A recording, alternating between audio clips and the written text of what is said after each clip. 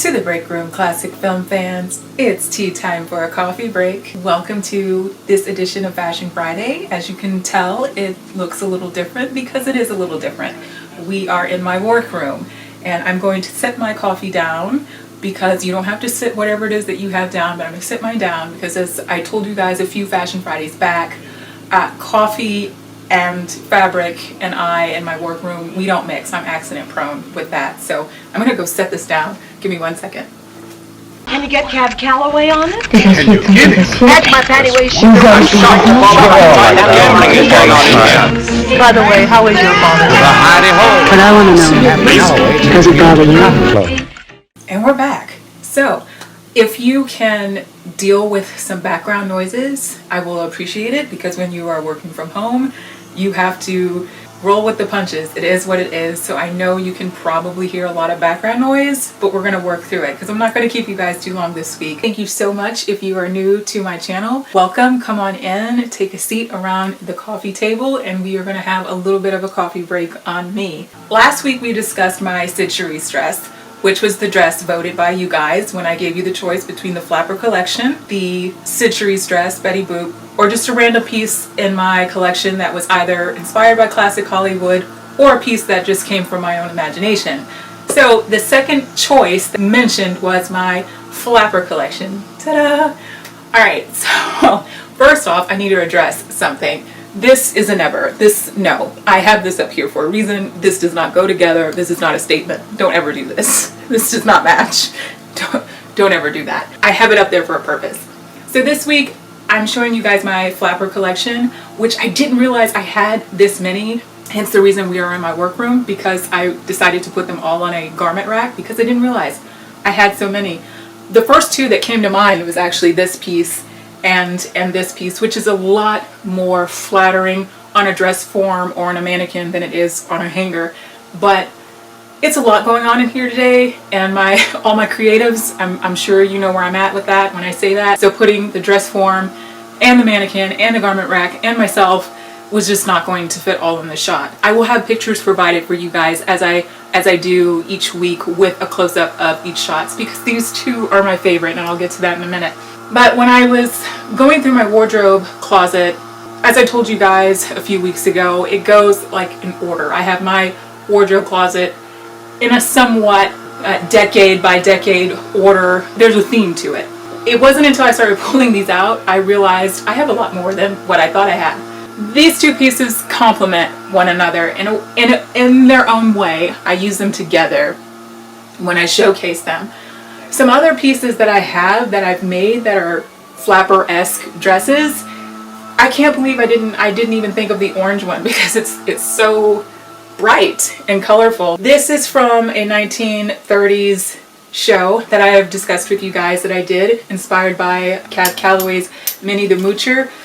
Because in the script, in the storyline, it does start in 1929, the way I have it written, and it progresses through that 1933 bracket. So it's from 1929 to 1933, where we follow the lives specifically of the female character and her interactions with two men, show business, and everything in between, but set in the Harlem, New York era. This was to start the show off with. We're still in that kind of Flapper mode and that Flapper style, that Flapper dress. Then it progressed with the clothes into a more 1933, I'm going shopping with you, Dick Powell, Gloria Stewart, which, shout out to Titanic, for those of you who don't know, Gloria Stewart, the older Rose is Gloria Stewart, which when you see those pre-code films and you say, she kind of sounds familiar, she kind of looks familiar, it's the same person. That's a different Cinema Coffee Talk entirely, because I actually love Titanic.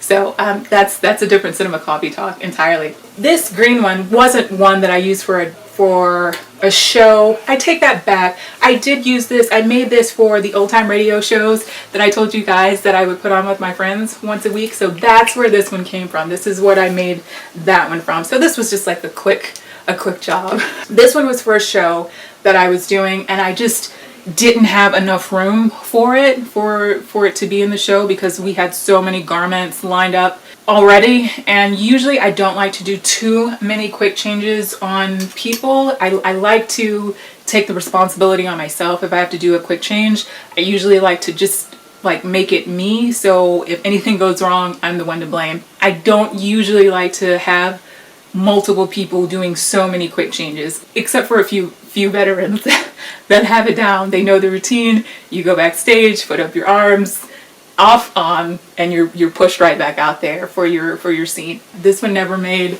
a show, but it's here. This particular one was just a demo piece. This was not used for anything. This was sort of really my pattern. This was used as like the cut to create the dress. So this was not made to wear. It was made as my pattern, to use as my pattern, my guide. And this one is up here because it doesn't follow, it's not a flapper dress, but I couldn't think of another reason to show it, because it's probably going to be impossible to show every single outfit that I have created for a Fashion Friday. So I just figured I'd throw this one in there because I like it. When you see the close-up of the flapper dress, the plaited flapper dress that I'm showing you guys, you will notice a theme. There is a cape in the back, which is the same for this flapper piece. When you see it on, you will appreciate it. And I do have pictures taken from a show with this. You will definitely appreciate how it flows and how it moves. So this followed the same kind of style, the same kind of pattern, and I try to put something like sort of antique or vintage look in the back, because the back is out. This is the front, and the back is out. It crosses in the back, and it has a cape fully lined. So this is the front and the back, and I loved this piece. This was a fabric I didn't know what I was going to do with, and I just, you know how it goes. You start draping, and then you got it. Got it, coach. Lastly, I am going to show you guys this one, which probably doesn't make any sense. Why does she have this on top of it? Well, I kept this on there for a reason. First, because I like to keep my pieces together. But this outfit, that's the top. You'll see the skirt here. That looks sort of like a gladiator skirt. Because this was made to be this. I decided just to take the page out instead of bringing my whole book over here as I do when we're in the other room. So this was made to be this, which it's called homeroom, but it soon became known as gladiator to anyone involved, like quite understandably. I needed to create a piece for something I was working on, and I thought it would fit really well together. So what we call whip stitch, when you whip stitch something onto something else when you don't need it permanently. So you just lightly thread it, so that way when you cut it, it can easily be taken off and put back into its original state or used for something else.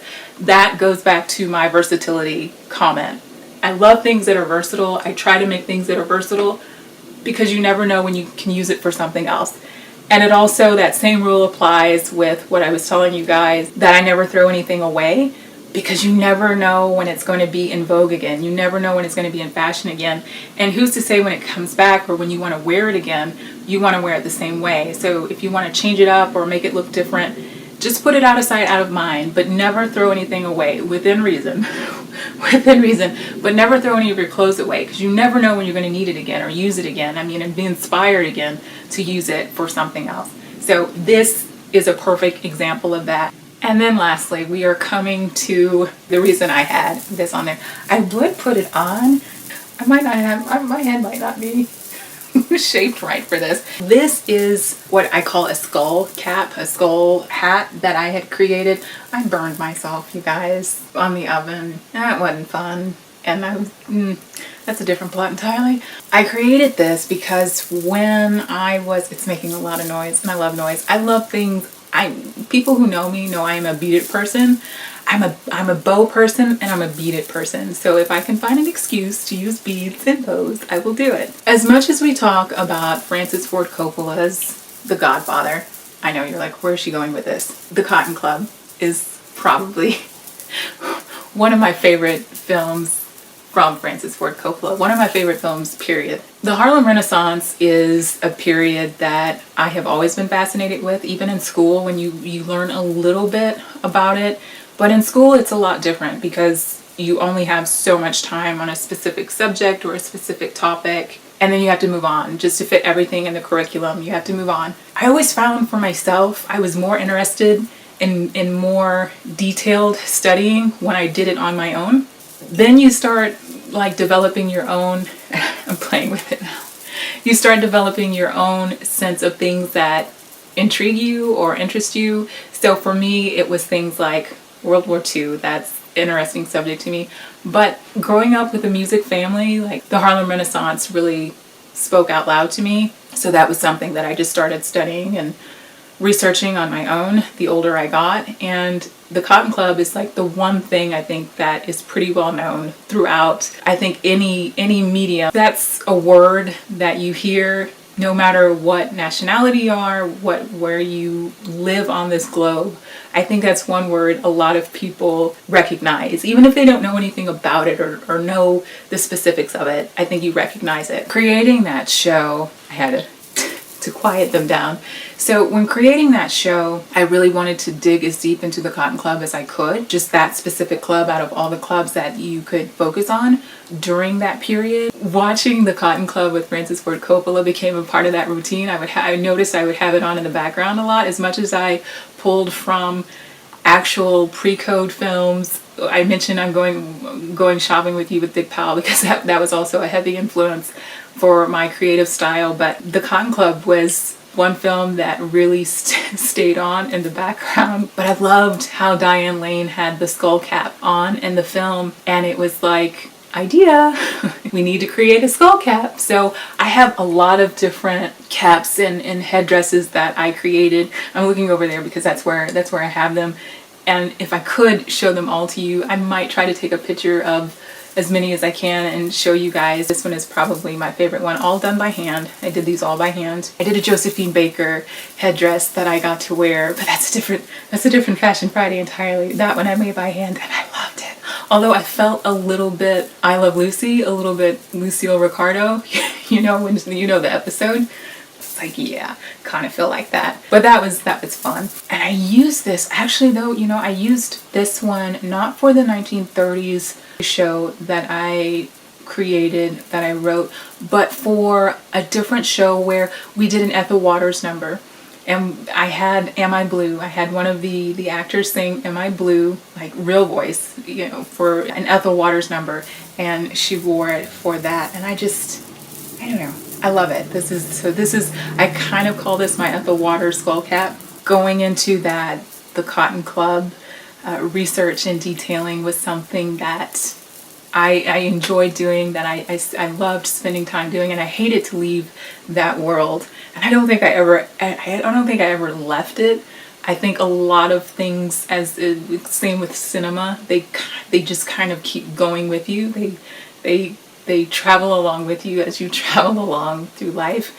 I think that's something that's amazing with classic film fans, right? That's what makes us a community, is that all of these things carry on with us as we trail through and learn more, as we get into international films or different genres, musicals, pre-code, dramas, rom-coms, whatever it is. I think we manage it well.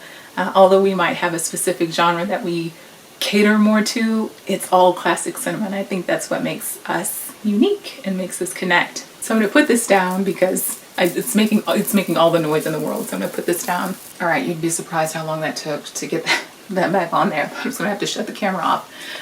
But I wanted to bring a book with me that is my book recommend for this week. This was actually very hard for me to find when I was researching because I had a lot of books on the Harlem Renaissance already. That whole jazz period, that jazz age, I already had a lot on that. But I started to collect books that were specifically catered to or written about the Cotton Club.